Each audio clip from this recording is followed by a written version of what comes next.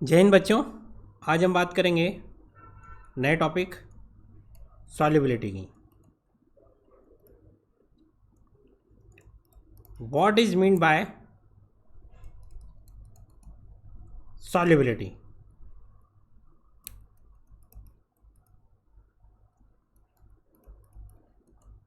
It is a maximum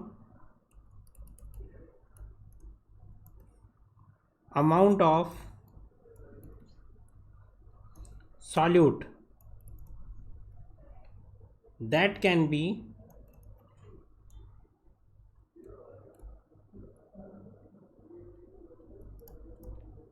dissolved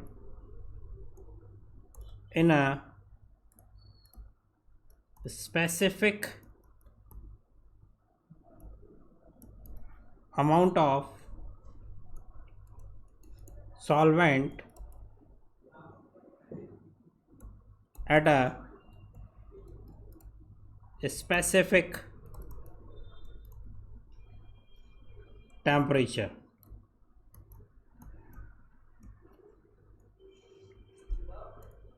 एक example लेते हैं। जैसे मैंने 100 ml वाटर में एट रूम टेम्परेचर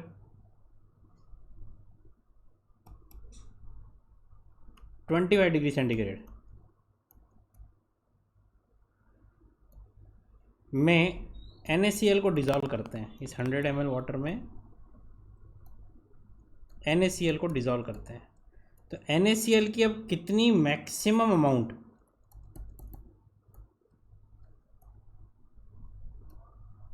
मान लेते वो x अगर है, तो ये जो maximum amount of NaCl that is x, this x is known as its solubility.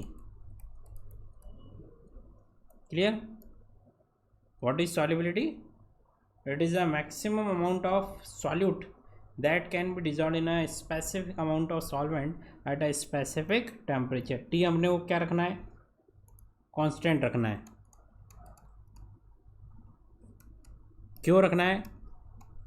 Because solubility depends on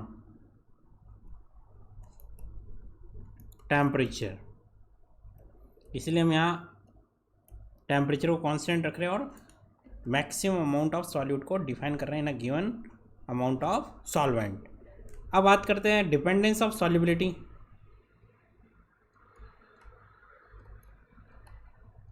dependence of solubility, solubility किस किस पे डिपेंड करती है? तो जो पहला फैक्टर अपने पास है वो है nature of solute and solvent।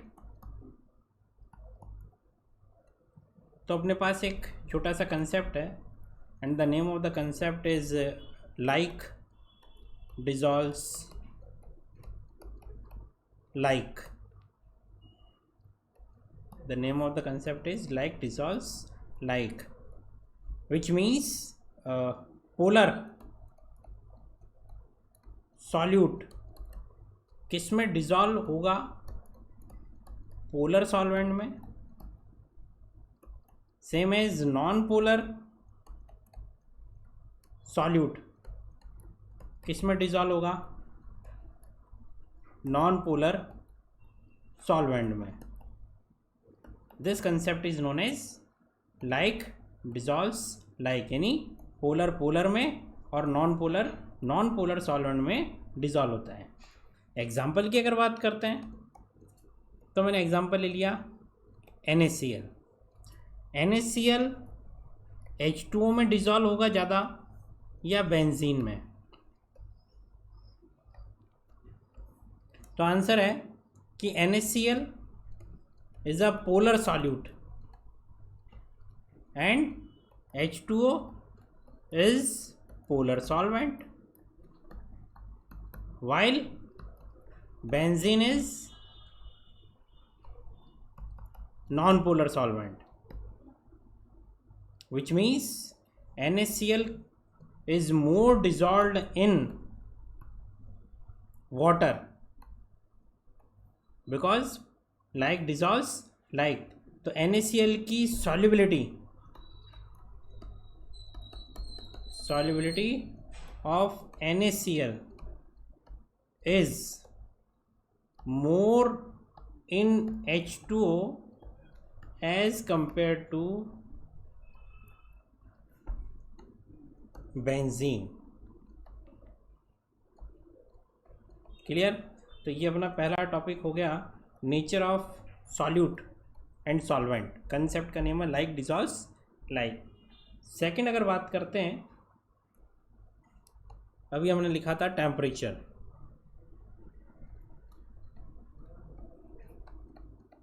तो इन जनरल अगर बात करते हैं ऑन इंक्रीजिंग टेम्परेचर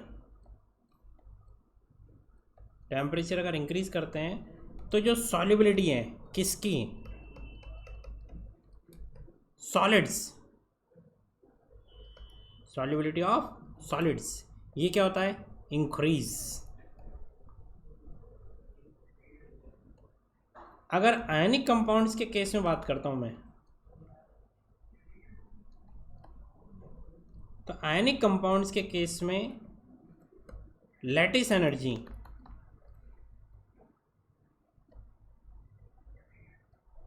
कंपैरेटिव ज़्यादा होती है किससे, हाइड्रेशन एनर्जी से.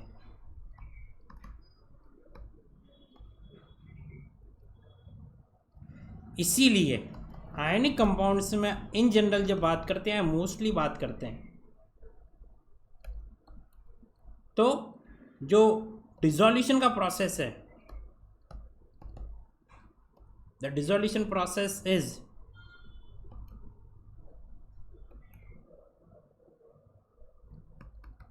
एंडोथर्मिक, विच मीन्स अगर मैं यहाँ ली चैटलर प्रिंसिपल लगा दूं,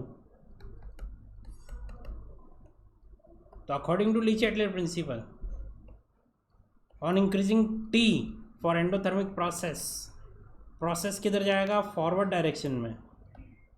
और फॉरवर्ड डायरेक्शन का मतलब मोर solute will dissolve, more solute will dissolve. ये हम बात कर रहे हैं किसकी, आयनिक कंपाउंड्स, क्योंकि आयनिक कंपाउंड्स के लिए हम बात करेंगे लैटिस एनर्जी की. और इन जनरल अगर बात करते हैं for solids, in general solids के लिए, तो on increasing temperature what happen, solubility increases. Clear. Ionic compounds की अपन ने बातें कर ली. तो ये effect of temperature on solubility of solids हमने डिफाइन किया. नेक्स्ट अगर बात करते हैं, एक और फैक्टर ले लेते हैं, ये अपन ने सेकंड देखा, थर्ड अपन ले लेते हैं डाइलेक्ट्रिक कांस्टेंट.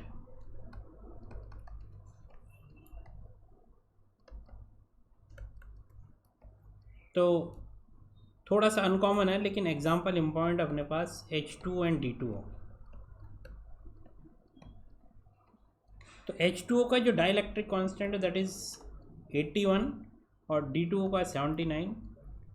कुछ जगहों पे ये 80 और ये 78 कंसीडर करते हैं. अपने को यहाँ देखना है कि बस H2O का डाइलेक्ट्रिक कांस्टेंट D2O से ज़्यादा है. अगर मैं बात करता हूँ NaCl की सॉल्युबिलिटी, तो solubility of NaCl, solubility of NaCl is more in H2O as compared to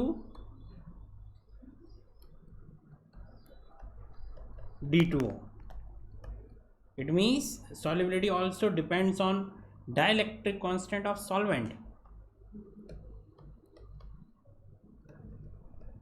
clear है. नेक्स्ट अगर बात करते हैं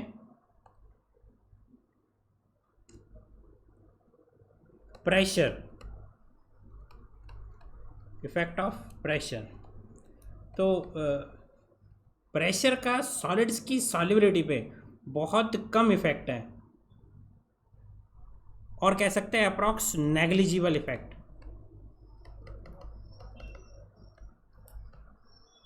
negligible effect on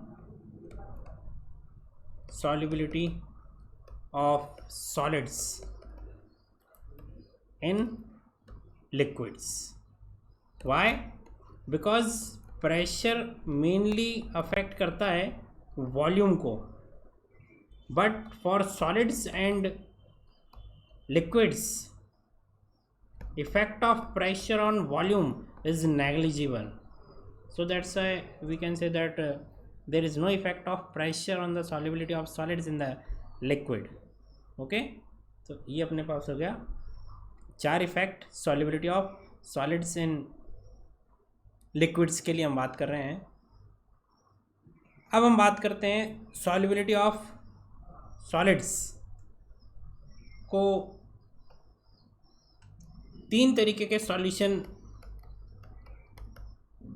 बना सकते हैं solubility of solids in liquids के लिए. वो सॉल्यूशंस अपने पास है, एक है सैचुरेटेड सॉल्यूशन, एक है अनसैचुरेटेड और एक है hyper saturated.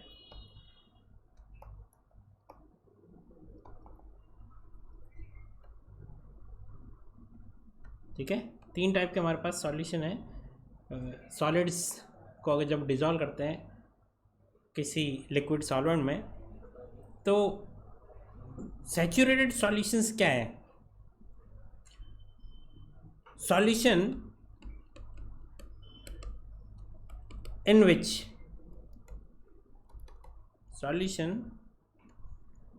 Which no more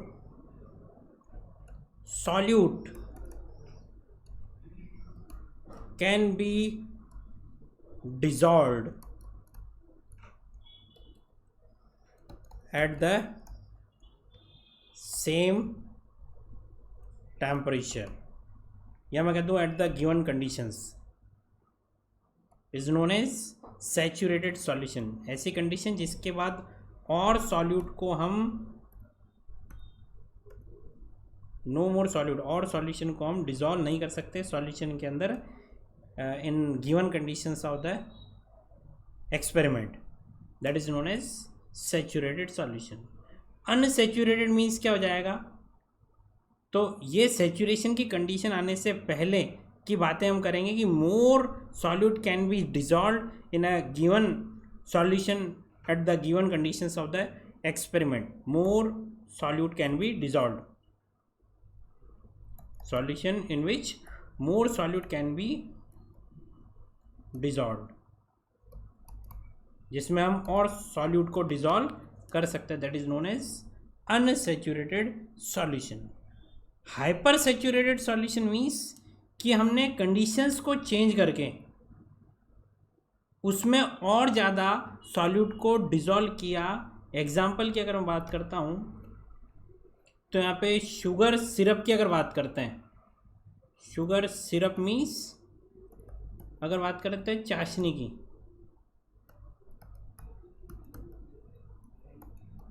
what is mean by sugar syrup या कंसनट्रेटेड शुगर सिरप और चाशनी, in which we increase the temperature of the solution. T increase करते हैं और टी इंक्रीज करके more amount of solute is dissolved. It means saturated solution था लेकिन उसमें मैंने क्या करा, टेम्परेचर इंक्रीज करके more amount of solute dissolve किया.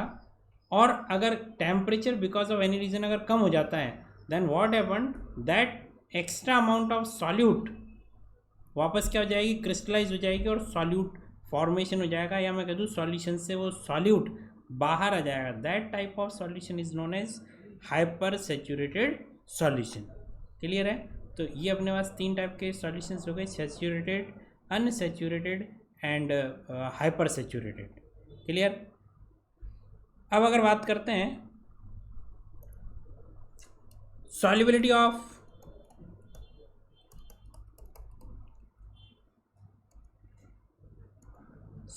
Of a gas in a liquid, solubility of gas in a liquid। तो यहाँ भी solubility तो उसी तरीके से डिफाइन करेंगे कि what amount of gas is dissolved in a given amount of or specific amount of solvent at a given temperature or specific temperature। फिर हम बात करते हैं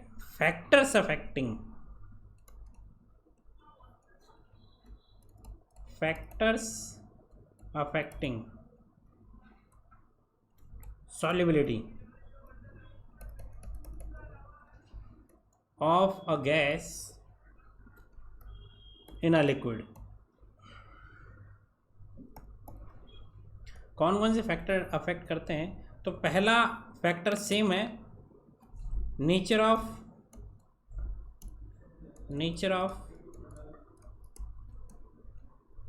सॉल्यूट एंड सॉल्वेंट। तो यहाँ सॉल्यूट अपने पास है गैस और solvent.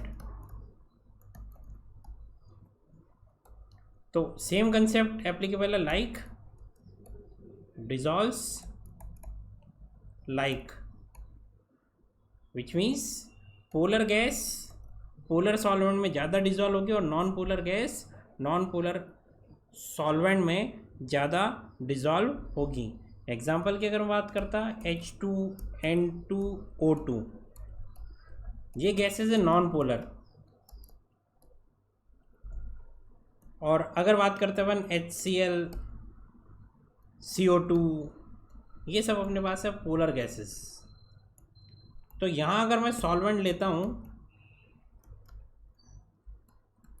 H2O which is a polar solvent, तो कौन सी गैसेस ज़्यादा सॉल्यूबल होगी? तो पोलर गैसेस पोलर सॉल्वेंट में ज़्यादा डिजॉल्व होगी comparative to non polar gases, like dissolves like. Polar gas polar solvent में ज़्यादा डिजॉल्व होगी। क्लियर? नेक्स्ट फैक्टर अपने पास second factor, again temperature.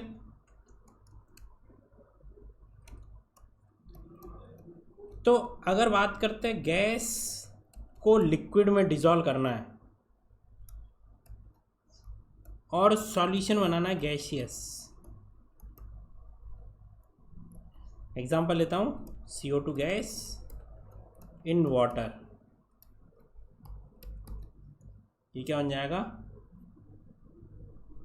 Solution, aqueous solution. तो T इंक्रीज करने पर सॉल्युबिलिटी ऑफ गैस क्या होगा? Decrease.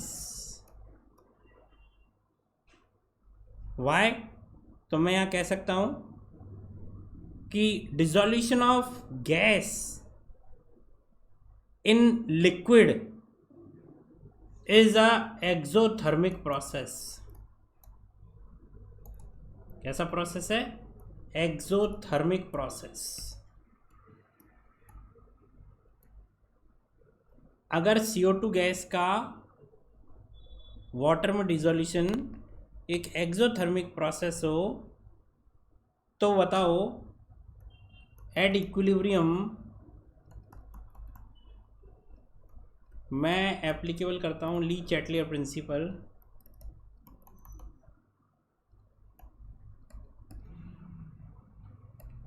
Then according to Lee Chatelier principle we can say that for exothermic reactions on increasing temperature reaction किधर चली जाएगी? बैकवर्ड डायरेक्शन में। कहाँ चली जाएगी? बैकवर्ड डायरेक्शन में। तो जैसे ही यहाँ एक्सोथर्मिक रिएक्शन में T इंक्रीज करेंगे रिएक्शन बैकवर्ड जाएगी, यानी जो CO2 डिजॉल्व थी सॉल्यूशन में वो बाहर आ जाएगी। तो ये अपन ने लिखा, on increasing temperature solubility of gas decreases। on increasing temperature solubility of gas in liquid decreases। इसको ली चैटलियर प्रिंसिपल से भी एक्सप्लेन कर सकते हैं। इसका एक एग्जांपल की अगर बात करते हैं तो मैनी टाइम्स हम ऑब्ज़र्व करते हैं कि जो घर में पीने का पानी जो होता है वो पीने का पानी कई बार थोड़ा सा कड़वा आ जाता है या उसमें थोड़ी स्मेल आ रही होती है। वो स्मेल होती है अपने पास क्लोरीन गैस की, विच इज़ अ डिसइंफेक्टेंट, या मैं कह दूँ एंटी बैक्टीरियल है।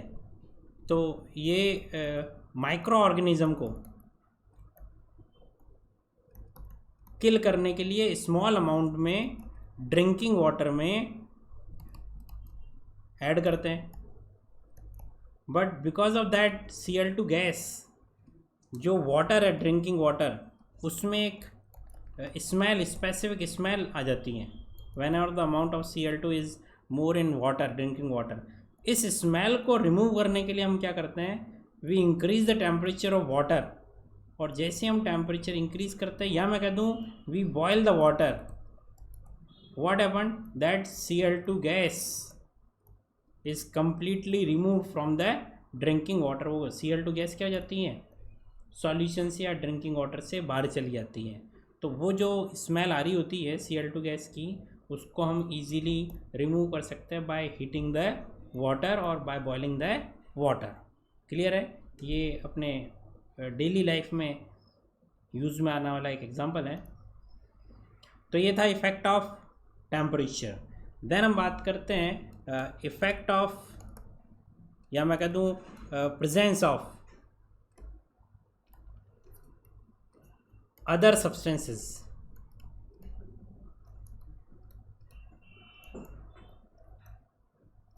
presence of other substances। अगर कोई गैस किसी लिक्विड में डिज़ोल्व है और सॉल्यूशन बना हुआ है, then if we add any other substance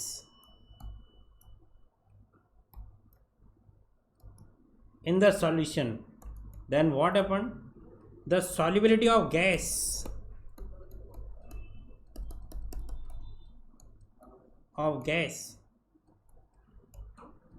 the solubility of gas in solution या in liquid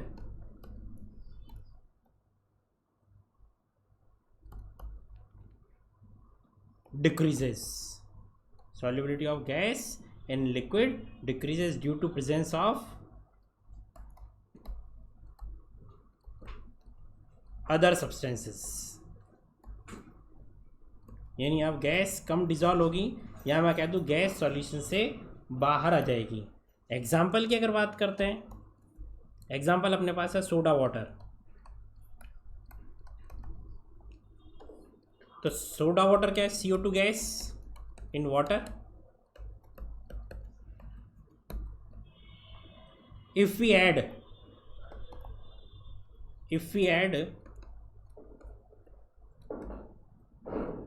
small amount of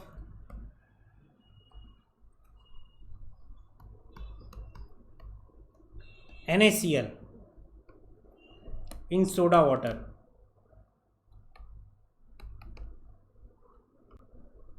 what is the observation। तो आप लोगों ने देखा होगा जैसे ही हम NaCl को ऐड करेंगे किसमें, सोडा वाटर में, इस सोडा वाटर में ऐड करते ही NaCl को, व्हाट हैपेंड, यहाँ पर बहुत सारे बबल्स बनते हैं CO2 गैस के और वो बाहर निकलते हैं। यहाँ मैं कह दूँ कि कोल्ड ड्रिंक की अगर बात करते हैं, कार्बोनेटेड, तो जैसे कोका कोला या पेप्सी कुछ भी, उसमें भी अगर आप NaCl ऐड करते हैं, then what is the observation, you observe that उसमें से बहुत सारे बबल्स अचानक से क्या होते हैं, उस ड्रिंक में से या सोडा वाटर में से बाहर निकलते हैं, which means CO2 gas leave the solution. CO2 gas leave the solution, which means solubility of gas decreases। Clear? तो ये दो एग्जाम्पल अपने पास है which confirms that the what is the effect of addition और presence of other substances in liquid. Clear. Next हम बात करते हैं effect of pressure. Effect of pressure on solubility of gas in liquid। कि pressure का effect क्या होगा solubility में। तो पीछे हमने पढ़ा कि there is no effect of pressure on solubility of solids in liquids because pressure only affect volume, and we know that what is the effect of pressure on the volume of solid and liquid. But in this condition we have the gas, and we all know that what is the effect of pressure on increasing pressure, volume of gas decreases। clear, which means यहाँ solubility of gas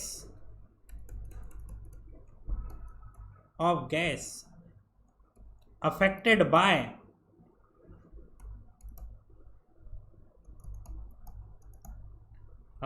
by pressure, and first time this effect of pressure on solubility of gas is defined by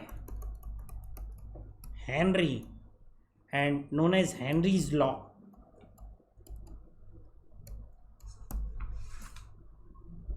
clear।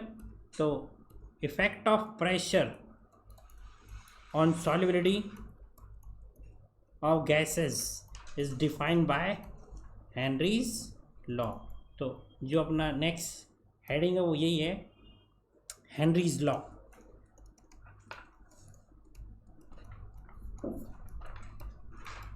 तो पहली line जो Henry's law में हम define करें, मैं पीछे लिख चुका हूँ, it defines the effect of pressure on solubility of gas. और मैं कह दूँ this law states that at a constant temperature, at a constant temperature the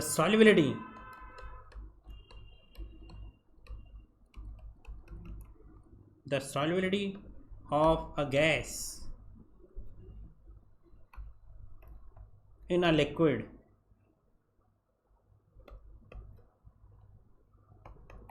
is directly proportional to the partial pressure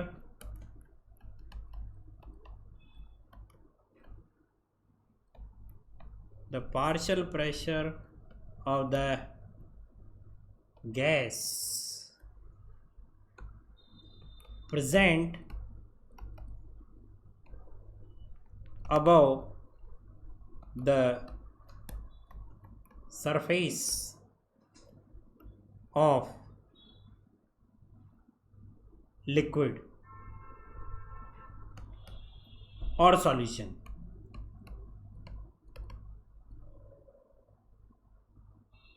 clear। the solubility of gas is directly proportional to the partial pressure of the gas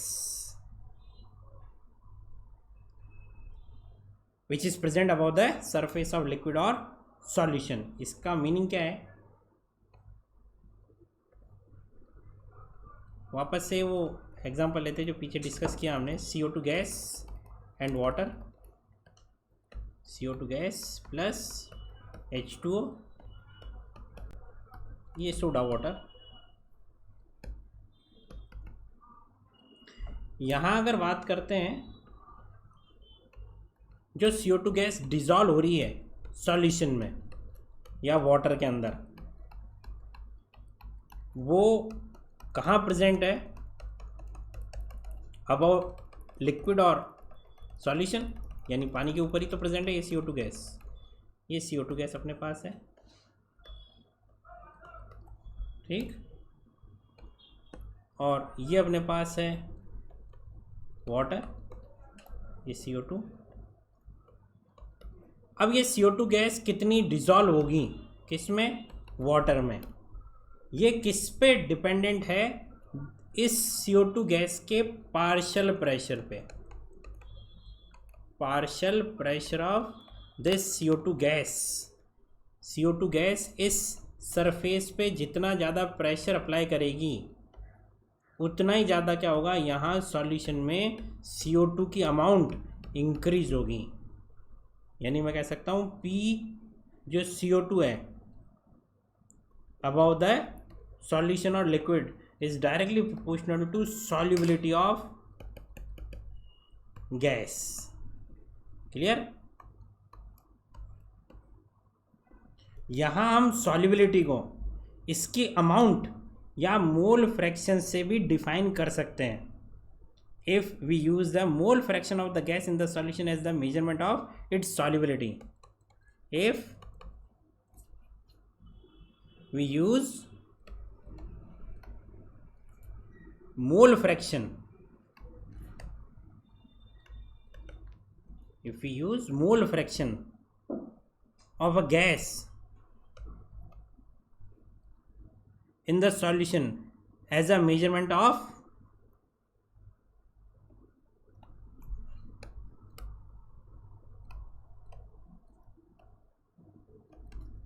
its solubility,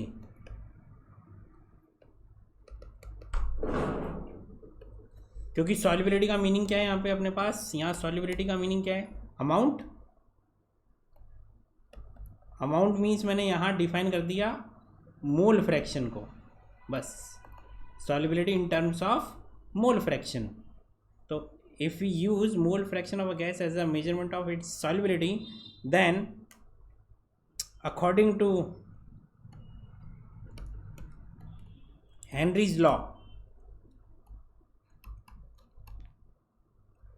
we can say that this partial pressure above the solution liquid is directly proportional to mole fraction. ये अपने पास है mole fraction और ये अपने पास है partial pressure. Clear.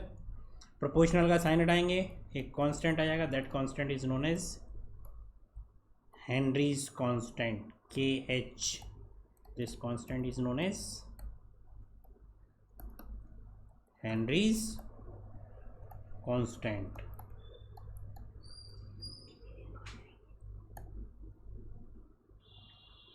ठीक है, this constant is known as Henry's constant. तो यहाँ अपने पास हमने डिफाइन कर दिया किसको, हेनरी लॉ को, Henry's law.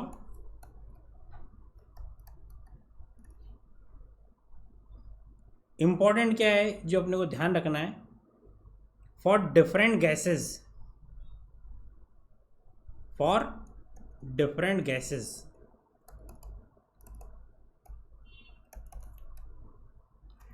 value of KH is different.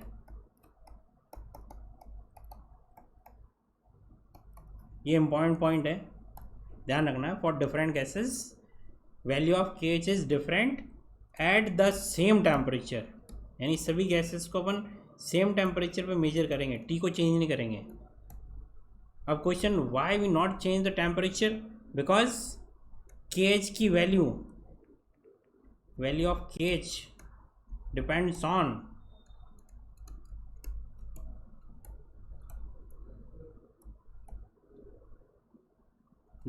On temperature also. इसीलिए अपन ने ऊपर T को सेम रख दिया है। अगर हम T को चेंज करेंगे तो KH की वैल्यू भी चेंज हो जाएगी। क्लियर है। और अगर बात करें on increasing temperature the value of KH क्या होगा, इंक्रीज। क्या होगा, increase. The value of KH increase, but we know that on increasing T the solubility decrease. तो अगर इन दोनों को रिलेट कर दें, then we can say that if the value of KH increases, solubility decreases. Clear?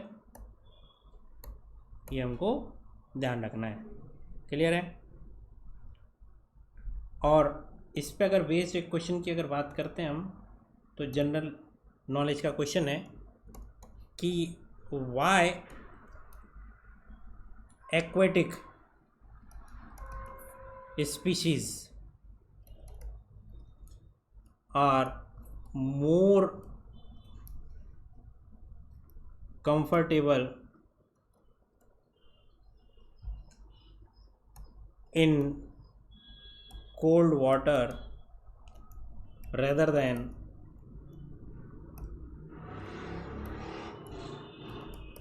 in warm water.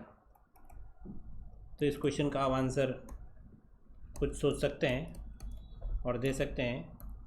Question फिर से explain कर देता हूँ. Why aquatic species are more comfortable in cold water, ठंडे पानी में ज़्यादा comfortable comparative to warm water. Which means यहाँ टी ज़्यादा है और यहाँ पर टी कम है. तो जहाँ टी कम है वहाँ सॉल्युबिलिटी ऑफ गैस क्या होगा? ज़्यादा, which is required for aquatic species. जबकि टी इंक्रीज करने पर सॉल्युबिलिटी क्या हो जाएगा? Solubility of gas in water क्या हो जाएगा? डिक्रीज. तो इसका आंसर हम खुद डिफाइन कर सकते हैं. This is all about Henry's law. अब एक छोटा सा टॉपिक और बचेगा जिसको हम आगे कंटिन्यू करेंगे. Limitations and applications of Henry's law. ठीक है, थैंक यू.